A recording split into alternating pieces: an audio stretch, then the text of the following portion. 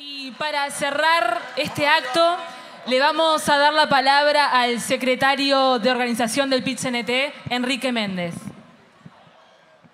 Salud, compañeras, compañeros. Felicitaciones a toda la barra que está acá, llevando adelante esta gran movilización. Es emocionante lo que se está llevando adelante, la gran movilización que se está viviendo hoy acá y en los diferentes lugares del país, y la tarea que vienen desarrollando, militando diariamente para esta jornada, para la jornada del 24 y para la jornada del 27 de octubre, que lo tenemos muy cerquita ya. Permítanme, compañeras y compañeros, antes que nada, desde esta tribuna, poder brindar la solidaridad, la fraternidad y, sin duda, remarcar y levantar bien alto, en un amplio abrazo, a los diferentes sindicatos, gremios que vienen hoy llevando situaciones de conflicto, luchando contra el capital, en defensa de los derechos de las trabajadoras y los trabajadores. Permítanme de acá mandarle toda la solidaridad a nuestros compañeros y compañeras del sindicato de COPSA, donde siguen con grandes dificultades para el cobro de su salario, donde en una empresa que hace quizás ya como 20 años de forma constante vive colocándole a las trabajadoras y a los trabajadores esta dificultad, teniéndolos de rehenes y poniéndolos por delante, y donde sin duda hoy los están utilizando de rehenes y lo colocan como presión para acceder a los créditos que la empresa quiere llegar a colocar. Enviamos desde acá la solidaridad, pero la exigencia de que esta situación que se repite de forma constante con nuestras compañeras y compañeros en el sindicato de COPSA no tenga que volver a ser motivo de proclama en un acto de movilización. ¿Para qué? Para que las trabajadoras y los trabajadores puedan estar cobrando lo que les corresponde en tiempo y forma. Mandamos de acá un apretado abrazo, un saludo y toda la solidaridad, porque ya no es la primer movilización del PIT-CNT en la que nos tenemos que encontrar en este momento, brindándole nuestra solidaridad a nuestras compañeras y compañeros del Zunca, en el marco de una lamentable situación que se vive con la empresa Balsa y Asociados, que cuando tomó la definición, la triste, lamentable y aberrante decisión de despedir a los trabajadores, y hoy siguen luchando por poder cobrar sus haberes, por poder cobrar su salario y por poder cobrar su liquidación de los propios despidos. Una barbaridad que se hace con las trabajadoras y trabajadores que se encontraba trabajando en la Tahona y donde estaban construyendo ahí los privilegios de esos Maya Oro de este país, pero estos no tienen ni el coraje ni la decencia de poder estar cumpliendo mínimamente con lo que corresponde en el marco de la ley con las trabajadoras y los trabajadores. Permítanme de acá brindarle un saludo, un abrazo y la solidaridad del movimiento sindical a nuestras compañeras y compañeros, en este caso cuasi locatario, del sindicato de Calcar, de nuestra Federación de Trabajadoras de la Industria Láctea, donde nuevamente vuelven a ser rehenes de las malas políticas y gestiones empresariales. Y el día de ayer nuevamente le avisan que van a seguir con recortes y que no saben si le van a pagar lo que le corresponde en el marco de la ley en este 2024. Nosotros decimos que estas cuestiones se tienen que resolver. Compañeras, compañeros, vaya. Fíjense ustedes, acabamos de mencionar los barrios privados, la empresa COPSA, una industria láctea, y podríamos expresamente en este caso decirlo así, exoneraciones, podríamos decirlo así, dinero del Estado que se instala y que exigen estas mismas empresas, pero en realidad nosotros desde acá queremos emplazar a los próximos gobiernos, sea del color que sea, pero eso sí, a tomar cartas en el asunto y que las empresas que reciben subsidios, beneficios por parte del Estado sean obligadas a cumplir primero con las obligaciones laborales de quienes verdaderamente son los que generan la riqueza en el país.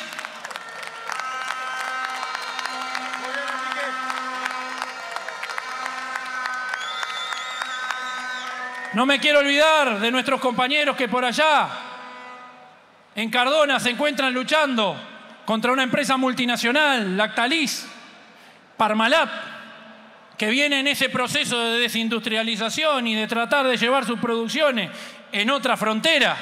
En ese caso, hay que decirlo así fuerte y claro, la empresa pretende seguir y avanzar con recorte y le mandamos el aviso que lo que no sea en acuerdo, que lo que no sea en el marco de la negociación colectiva y que ese proceso que no se debe avanzar, lo que no sea de esa forma, no lo va a hacer dentro de nuestro país porque aquí no se hace lo que se quiere. Y en ese sentido va a haber un movimiento sindical defendiendo a nuestras compañeras y compañeros también ahí del sindicato de Groinga en el medio del interior de nuestro país.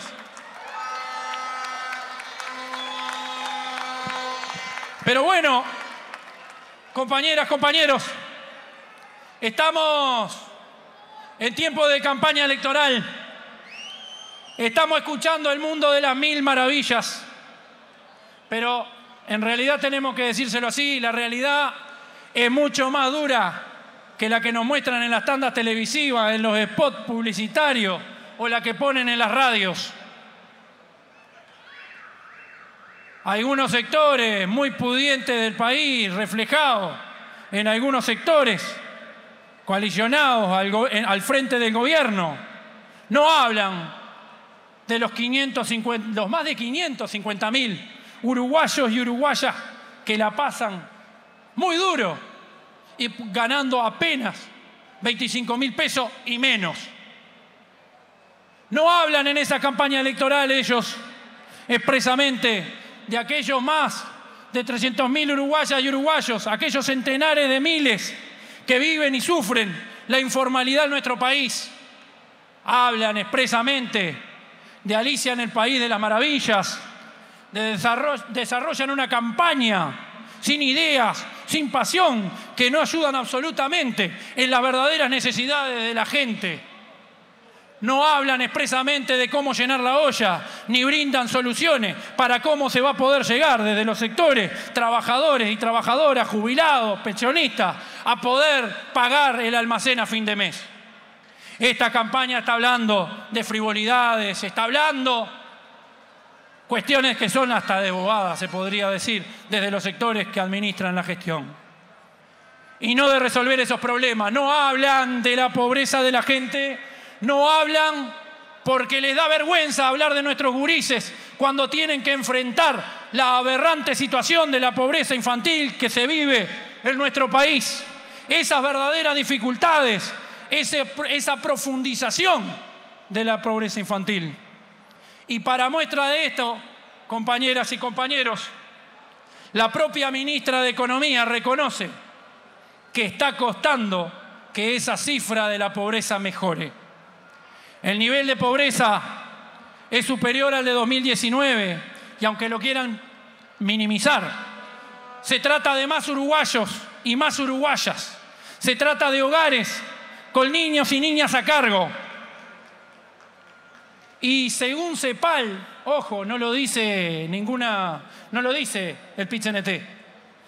Según CEPAL, somos uno de los pocos países de América Latina que tiene sus indicadores de pobreza en peores parámetros que anterior a la pandemia, que tanto la utilizan para justificarse de forma constante. Vergüenza les tendría que dar a quienes administran el país. Ahora, ¿sabe por qué cuesta que esta cifra mejore en términos de pobreza, señora ministra? Porque se recortó salarios y eso es una respuesta concreta. Durante 3 años el salario real se ubicó por debajo del nivel de 2019 y en ese periodo los asalariados perdimos 1,5 salarios y en ese periodo, y escuchen con atención, se trasladó del trabajo al capital 7.000 millones de dólares entre 2019 y 2023. Cifra elaborada por un estudio de la Universidad de la República. ¿Sabe por qué cuesta que esa cifra mejore? Hay que contestarle a la señora ministra que también cuesta que esa cifra mejore porque se recortó en jubilaciones, porque el aumento diferencial que se realizaba y se otorgaba a los jubilados a partir del 1 de julio de cada año, antes no se descontaba. Y en la actual administración se descuenta a partir del 1 de enero, ya que pasó a ser un adelanto a cuenta. Si esto no hubiera ocurrido, la jubilación mínima hoy no estaría en los 18.840 pesos, sino que la jubilación mínima estaría por encima de los 21.000 pesos. Y esto fue hacer caja con la realidad de los jubilados. Es una vergüenza que eso se desarrolle de esta forma. ¿Y por qué también cuesta cambiar esta realidad? Porque se recortó enormemente en educación, y así José hace un momento lo mencionaba: 300 millones de dólares menos, 564 grupos menos. Hace 2 días yo recibí el boletín de mi hijo y es terrible terminar identificando cómo en pleno octubre hay gurises y gurisas que todavía no han tenido docentes en determinadas materias. Eso es aberrante, maravillosa. Parece maravillosa la transformación educativa que se mandaron. Maravillosa para los institutos privados, para la educación pública, absolutamente el nada. Pero también, compañeras y compañeros, cuesta que los números de la pobreza cambien en nuestro país, porque porque hubo una política aplicada que aumentó el proceso de la desigualdad en nuestro país. En promedio de los ingresos de los hogares más ricos capturó el mayor crecimiento, mientras que los hogares más pobres lo terminaron perdiendo. Ese 5% de los hogares más ricos terminó creciendo los ingresos en este periodo de 2019 a 2023, mientras que los hogares, el resto por ciento, 95% de los hogares lo terminaron perdiendo. Pero porque se aplica una política que no cambia el paradigma de la acumulación de la riqueza en nuestro país y de cómo se distribuye el ingreso y la riqueza.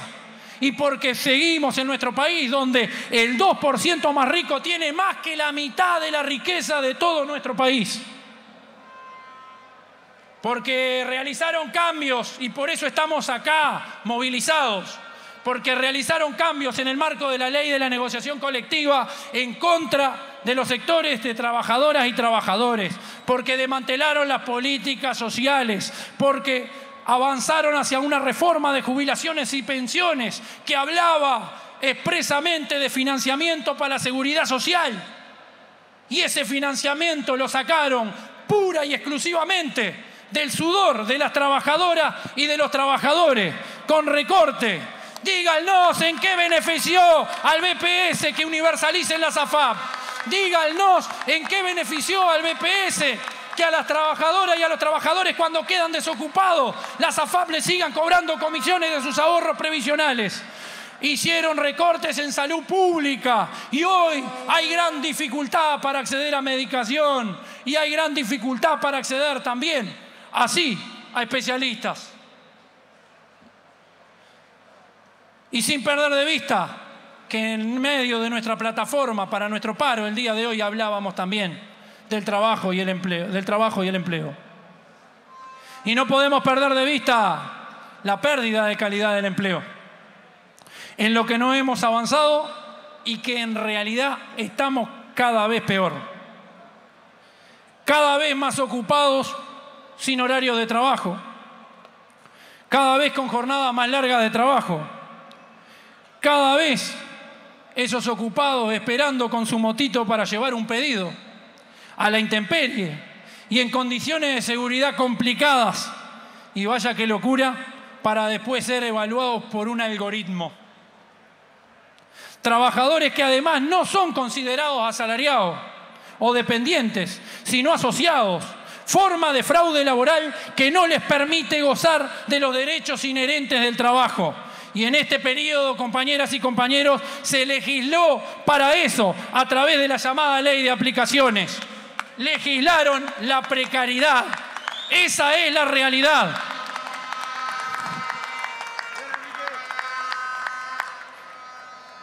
Y nos vienen a hablar de los mejores 5 años de tu vida. Y eso sin duda fueron los 5 mejores años de su vida, habrá sido Palos Maya Oro. Todo esto ocurrió mientras creció la riqueza, mientras se exoneró al gran capital, mientras se exoneraron 2.100 millones de dólares al gran capital, mientras se exoneraron 400 millones de dólares en términos del transporte al gran capital rural, mientras se exoneraron 135 millones de dólares en la educación privada, mientras se evadió y lo reconoció en un propio medio nacional por parte de un expresidente de la Cámara del Transporte, esa Cámara del Transporte de Carga que transporta la riqueza del país que generamos las trabajadoras y los trabajadores, que la evasión en ese sector alcanza los 400 millones de dólares anuales. Por todo esto, compañeras y compañeros, porque no se gobierna de esa forma, es que nos encontraron el día de hoy en la calle.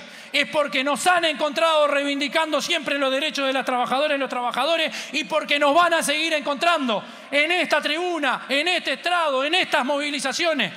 Las trabajadoras y los trabajadores organizados, el campo popular llevando adelante la defensa de los derechos. Pero ¿qué modelo de país nosotros queremos? Y es fundamental decirlo. Hay que avanzar hacia una política industrial para el periodo 2025-2030. Proponemos la creación de un fondo para promover la industria nacional, que apoye sí la investigación, que apoye la capacitación de los trabajadores, pero que fortalezca el empleo de calidad. Necesitamos un sistema de compras públicas que genere trabajo nacional, un sistema de compras públicas con la responsabilidad del Estado, que decida y que defina en términos concretos que los uniformes del Estado no se compran a China, se compran a las industrias nacionales, se le compran a nuestras compañeras y compañeros del Uruguay. Debemos avanzar hacia un desarrollo territorial equilibrado que brinde oportunidades y que fomente la inversión en el interior del país, especialmente. Debemos avanzar hacia fomentar la valoración, el valor agregado en nuestra cadena agroalimentaria, para que la inversión nacional y extranjera en realidad sea desarrollo productivo real y sostenido, y no esto que venimos denunciando de procesos de desindustrialización que sufre nuestro país desde hace décadas, dejando a trabajadoras y trabajadores colgados del pincel. Necesitamos una política económica que no esté atada a los vaivenes de los precios internacionales de las materias primas y fomente el desarrollo de ese valor agregado y del trabajo de calidad.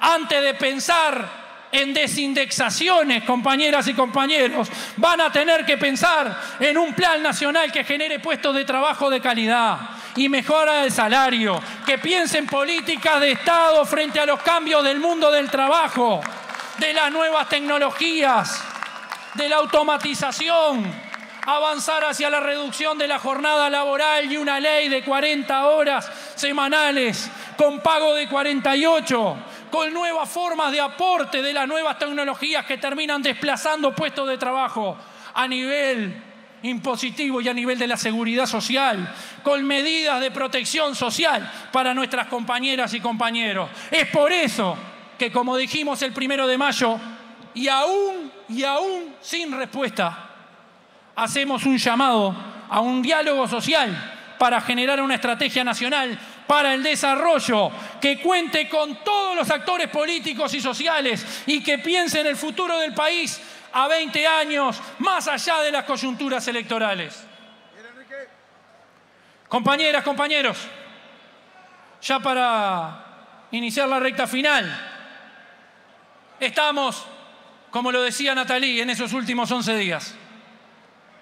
Estamos a nada de ese 27 de octubre y tenemos en nuestras manos la posibilidad de definir el futuro de la seguridad social que es el futuro de la ciudadanía nacional y sus condiciones de vida. No nos dejemos engañar, compañeras y compañeros, con los cucos y las mentiras y que nos adelanten el Halloween para el 27 de octubre. No le creamos a estos que vienen a colocar una serie de discursos que no los compartimos absolutamente en nada. Nos quieren hacer creer que se va a fundir el país si nosotros logramos elevar la jubilación mínima a 22.268 pesos, que es el salario mínimo nacional. Pero, por favor, ¿a quién se le ocurre que eso puede ocurrir? Vaya si hay condiciones en nuestro país para que esas necesidades se puedan cubrir. No puede ser que un ciudadano, una ciudadana, tenga que trabajar, aportar toda una vida para terminar jubilándose con un ingreso por debajo de la línea de pobreza. Vaya si tenemos condiciones, compañeras y compañeros, para que la ciudadanía el 27 entienda que hay que colocar la papeleta del sí. Mintieron, mienten, seguirán mintiendo, porque no pueden decir abiertamente que gobiernan para el capital financiero. Y eso es lo que han venido a hacer y lo que están haciendo.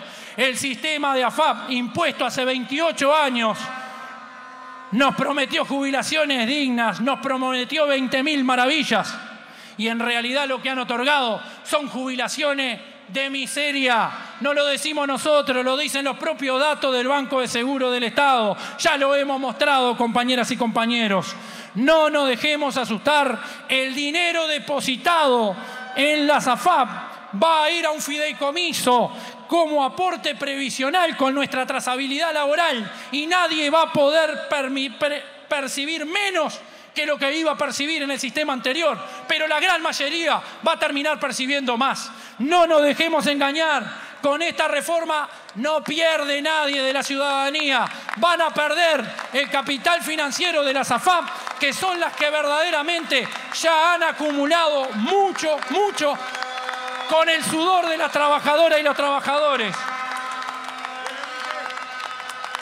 Otros actores hablan que no debemos colocar esto en la Constitución de la República y se equivocan. Es la Constitución de la República la que nos va a poder proteger de los gobiernos de turno, como este que nos prometió que no se iba a tocar la regla de juego y las tocaron y nos colocaron una reforma de seguridad social, de jubilaciones y de pensiones, que expresamente lo que hizo fue sacar del sudor de las trabajadoras y los trabajadores para dárselo a las AFAP.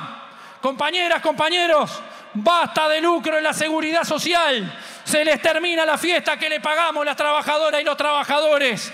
Que la plata vuelva al BPS y deje de ser timbiada por el capital financiero. Compañeras, compañeros, estamos a un paso de un maracanazo popular y el 27 de octubre está ahí cerquita. Y es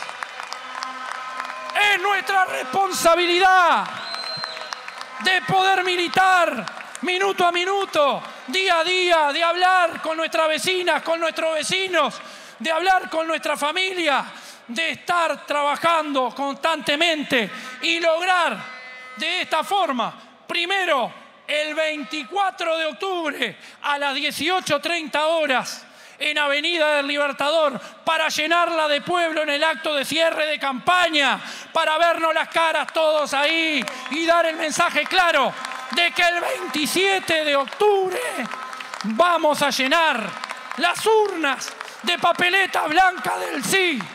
Compañeras, compañeros, viva el movimiento sindical uruguayo, responsable, clasista, unido, independiente, unidad, solidaridad, lucha.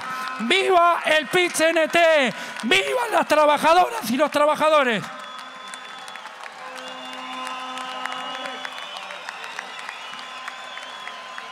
Fuerte aplauso para el compañero Enrique Méndez, secretario de organización de nuestra Central Obrera.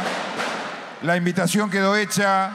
El próximo 24 de octubre nos encontramos todos a las 18:30 en Avenida Libertador para cerrar esta campaña de la reforma de la gente para votar sí el 27 de octubre. Julieta, un placer.